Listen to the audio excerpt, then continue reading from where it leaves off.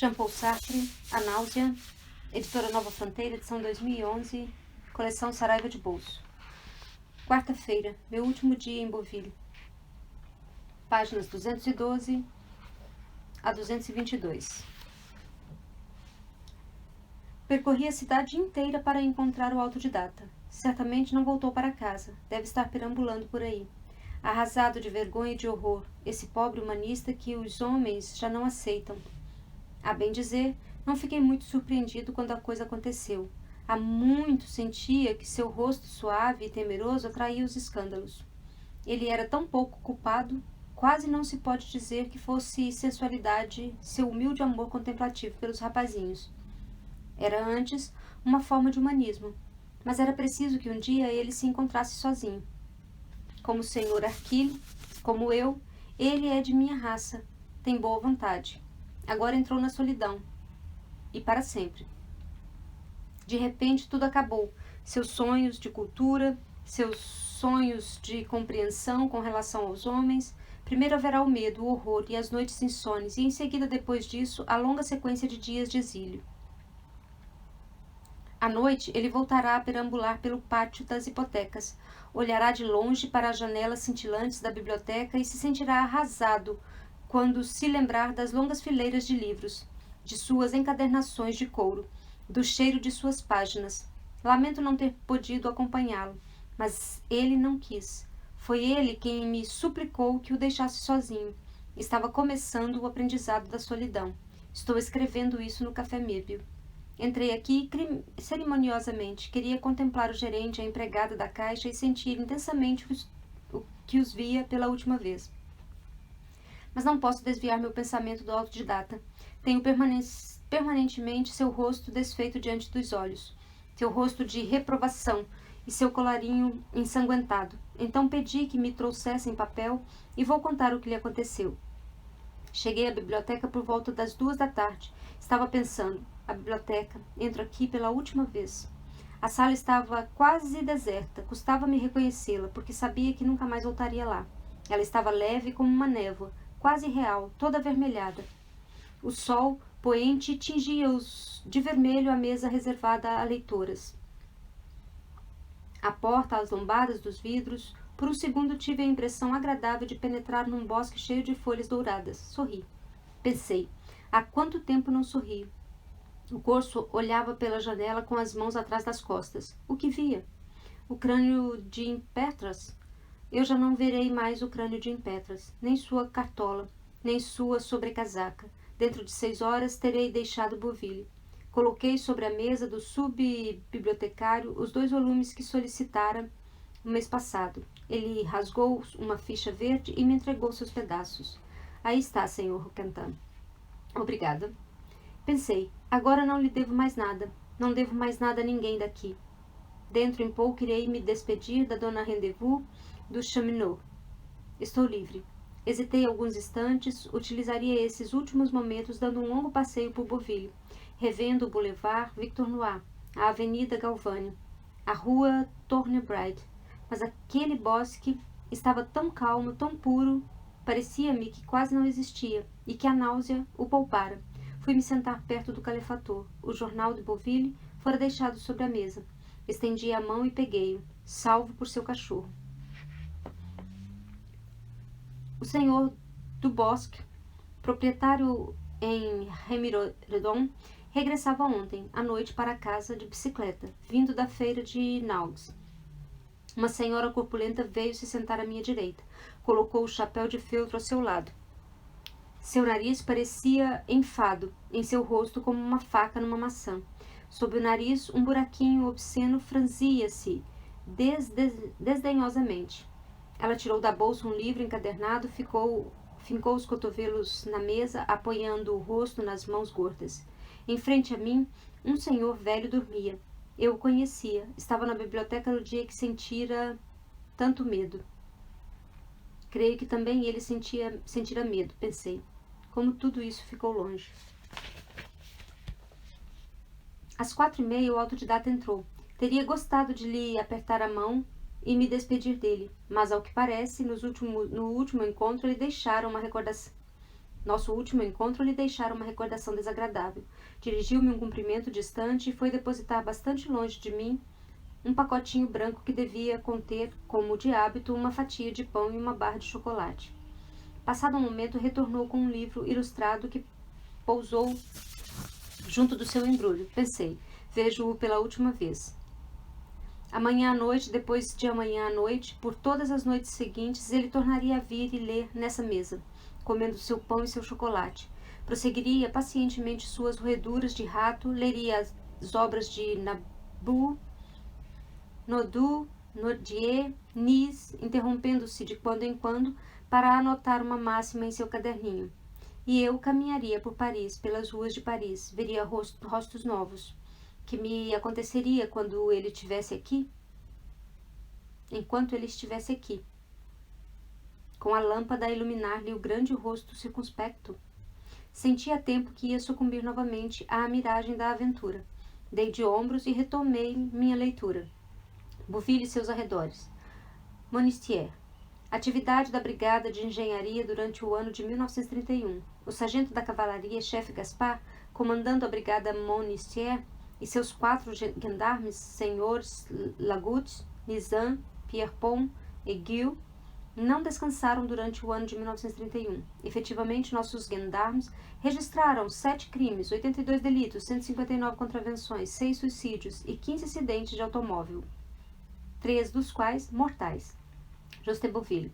Grupo amistoso dos trombeteiros de Juste Bouville. Hoje, ensaio geral, entrega dos convites para o concerto anual. Compostelle.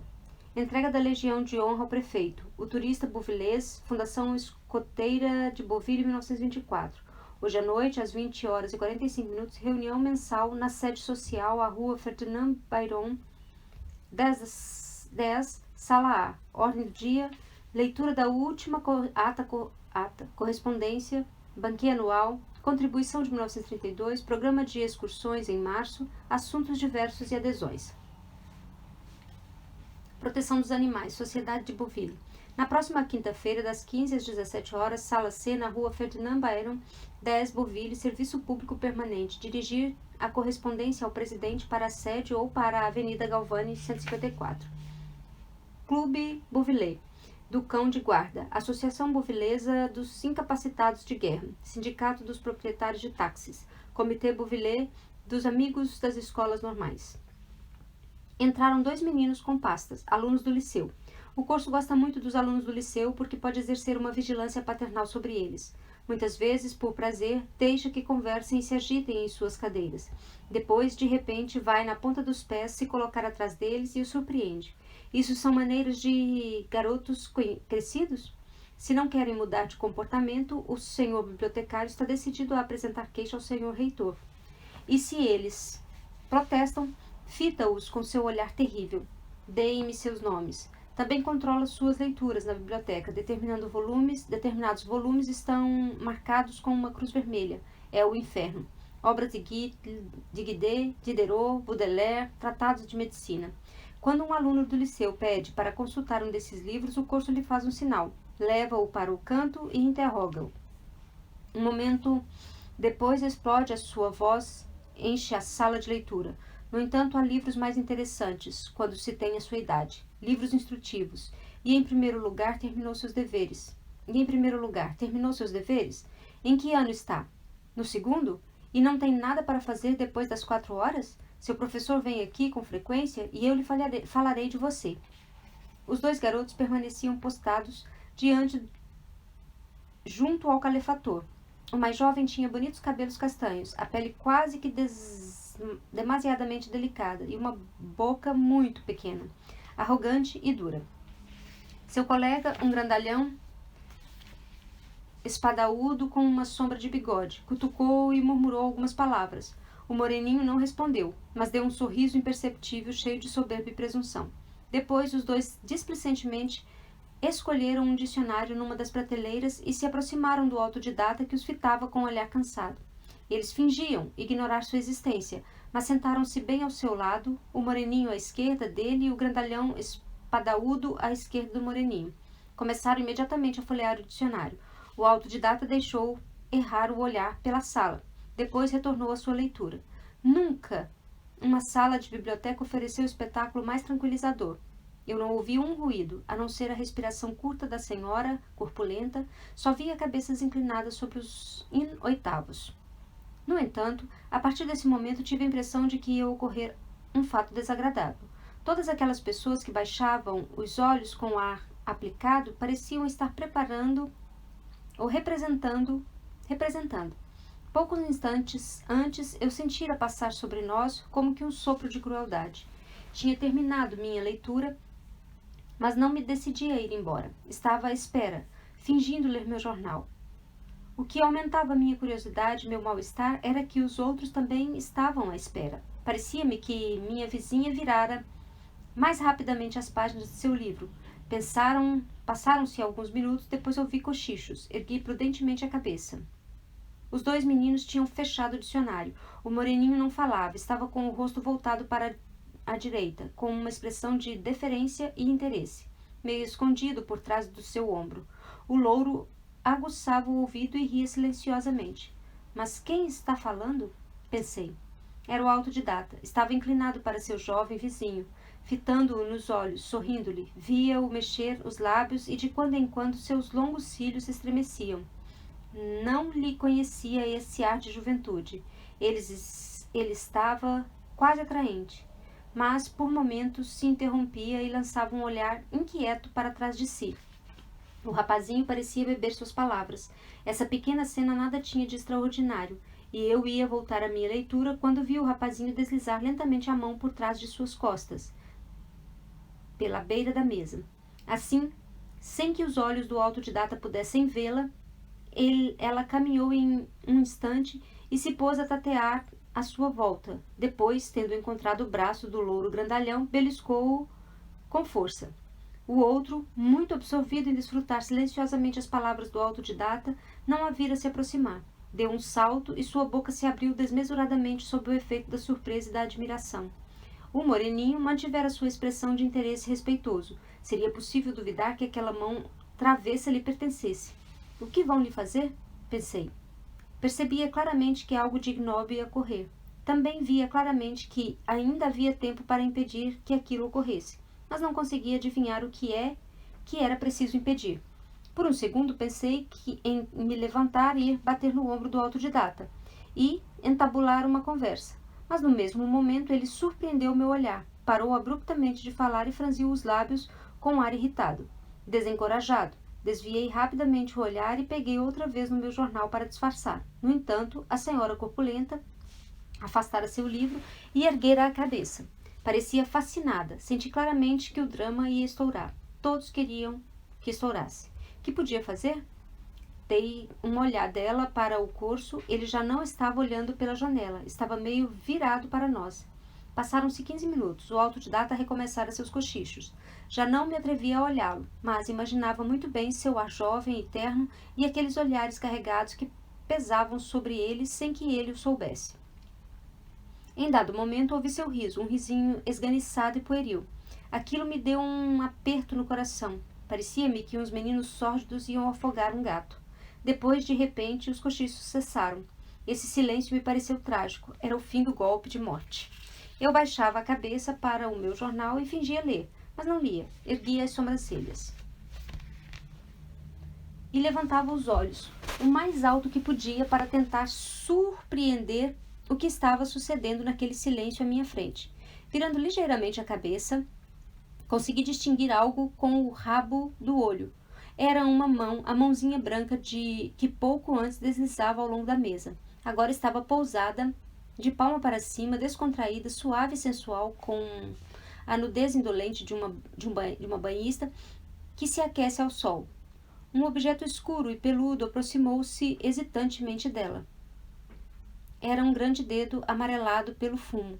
Tinha ao lado dessa mão toda a desgraciosidade de um falo. Deteve-se um instante, rígido, apontando para a frágil palma. Depois, de repente, timidamente começou a acariciá-la. Eu não estava surpreso. Estava, sobretudo, furioso com o autodidata. Então aquele imbecil não podia se conter? Então não percebia o perigo que corria? Só lhe restava uma possibilidade, uma pequena possibilidade. Se pousasse as duas mãos na mesa, uma de cada lado de seu livro. Se mantivesse absolutamente quieto, talvez escapasse ao seu destino dessa vez. Mas eu sabia que ele ia perder sua oportunidade. O dedo passava suavemente, humildemente, pela carne inerte, mal a roçava, sem se atrever a fazer pressão sobre ela. Parecia ter consciência da sua feiura. Ergui bruscamente a cabeça, e não podia suportar aquele pequeno vai-e-vem obstinado. Buscava os olhos do autodidata e tossia com força para avisá-lo. Mas ele cerrara as pálpebras, sorria. Sua outra mão desaparecera sob a mesa. Os garotos já não riam, tinham ficado muito pálidos. O moreninho franzia os lábios, sentia medo, parecia ter perdido o controle da situação. No entanto, não retirava sua mão, deixava-a sobre a mesa imóvel, só um pouco crispada. Seu colega estava de boca aberta, com ar de estupefação e horror.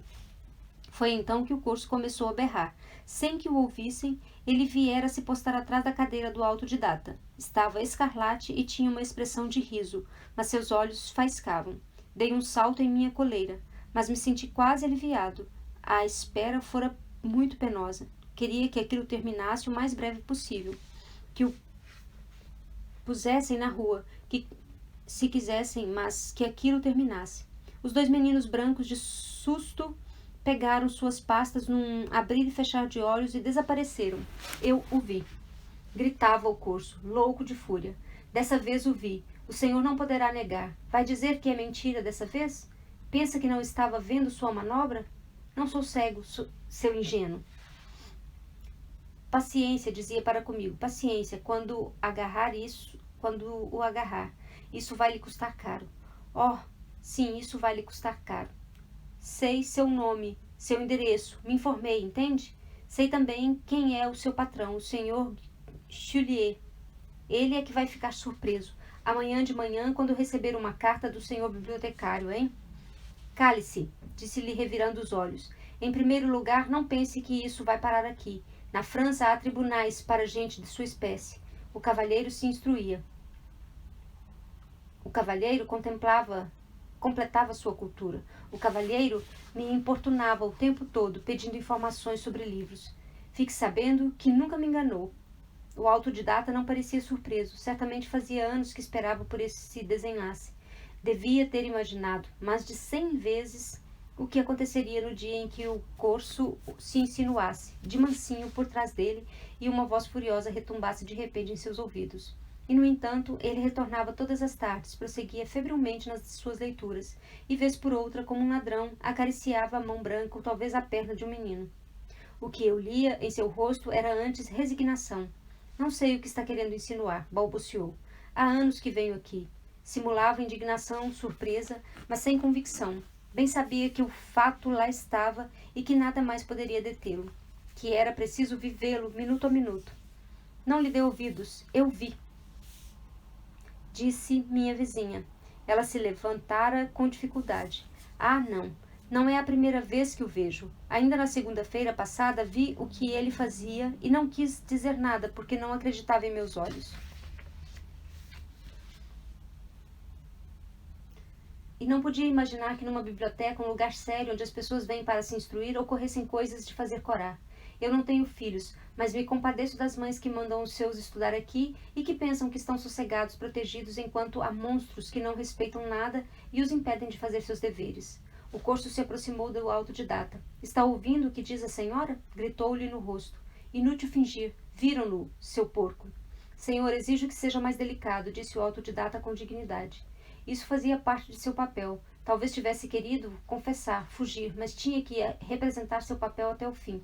Não olhava para o corso, seus olhos estavam quase fechados, tinha os braços caídos, estava terrivelmente pálido, e então, de repente, uma onda de sangue lhe subiu ao rosto. O corso sufocava de furor. Delicado? Seu porco. Talvez pense que não o vi. Já lhe disse que estava à espreita. Há meses que o espreitava. O autodidata sacudiu os ombros e fingiu mergulhar novamente na leitura. Escarlate, os olhos cheios de lágrimas, assumira um ar de profundo interesse e olhava atentamente para uma reprodução de um mosaico bizantino. Ele continua a ler. Tem topete, disse a senhora olhando para o corso. Este estava indeciso. Ao mesmo tempo, o subbibliotecário, um rapaz tímido e respeitável, a quem o curso aterrorizava, levantara-se lentamente de sua mesa e gritava: Paoli, o que foi?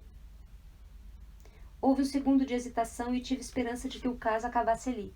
Mas o curso deve ter examinado rapidamente a sua conduta e deve ter se sentido ridículo, nervoso, já não sabendo o que dizer à sua vítima muda. Se endireitou e deu um soco no ar.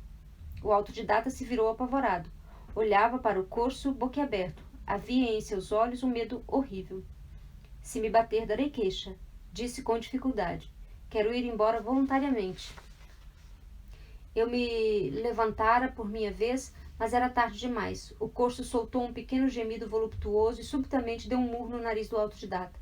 Por um segundo vi apenas os olhos deste, seus magníficos olhos arregalados de dor e vergonha, por cima de uma manga de um punho escuro. Quando o corso retirou o punho, o nariz do autodidata começava a espirrar sangue. Ele quis levar as mãos ao rosto, mas o corso bateu-lhe de novo no canto dos lábios. O autodidata se deixou cair na cadeira e olhou para a frente com seus olhos tímidos e doces. O sangue lhe corria do nariz sobre a roupa. Ele tateou com a mão direita para encontrar seu embrulho, enquanto a mão esquerda tentava obstinadamente enxugar suas narinas, de onde o sangue não parava de escorrer. Vou embora, disse como que para si mesmo. A mulher ao meu lado estava pálida e seus olhos brilhavam. Bem feito, seu porco, disse. Eu tremia de raiva. Dei a volta à mesa, peguei o corso pelo pescoço e ergui-o no ar. A espernear, poderia tê-lo arrebentado contra a mesa. Ele ficara roxo e se debatia, tentava me arranhar, mas seus braços curtos não chegavam até meu rosto. Eu não dizia palavra, mas queria esmurrar seu nariz, desfigurá-lo. Ele percebeu, levantou o cotovelo para proteger o rosto. Sentia-me contente porque via que ele estava com medo. De repente, começou a gaguejar. Solte-me, seu bruto. Também é maricas? Ainda me pergunto por que o soltei. Terei tido medo de complicações? Esses anos de ócio em Bouville me terão enferrujado? Se fosse antigamente, não o teria soltado sem lhe haver quebrado os dentes. Virei-me para o autodidata que finalmente se levantara, mas ele evitava meu olhar. Cabisbaixo, foi tirar o casaco do cabide, passava constantemente a mão esquerda pelo nariz, como que para estancar o sangue. Mas o sangue continuava a esguinchar, e eu temia que ele se sentisse mal. Ouvi-o murmurar, sem olhar para ninguém. Faz anos que venho aqui, mas mal se libertara. O homenzinho voltara a se achar dono da situação. Rua, disse para o autodidata, e não volte a pôr os pés aqui, porque senão chamo a polícia para expulsá-lo. Alcancei o autodidata no fim da escada. Sentia-me constrangido, envergonhado por sua vergonha. Não sabia o que lhe dizer. Ele não pareceu perceber minha presença. Finalmente, tirara o lenço e cuspia algo. Seu nariz sangrava um pouco menos. Venha comigo até a farmácia, disse-lhe desajeitadamente. Ele não respondeu. Chegava até nós um grande burburinho da sala de leitura. Toda aquela gente devia estar falando ali ao mesmo tempo. A mulher soltou uma gargalhada estridente. Nunca mais poderei voltar aqui, disse o autodidata. Virou-se e olhou com um ar perplexo para a escadaria de entrada da sala de leitura. Esse movimento fez que escorresse sangue entre seu colarinho e seu pescoço. Sua boca e suas faces estavam sujas de sangue. Venha, disse-lhe, segurando seu braço. Ele estremeceu e se soltou com violência. Deixe-me. Mas não pode ficar sozinho. É preciso que lhe lavem o rosto, que o tratem. Ele repetia. Deixe-me, por favor, senhor. Deixe-me. Estava à beira de uma crise de nervos. Deixei-o afastar-se. O sol poente iluminou-lhe um momento as costas, curvadas. Depois ele desapareceu. Na soleira da porta havia uma mancha de sangue em forma de estrela.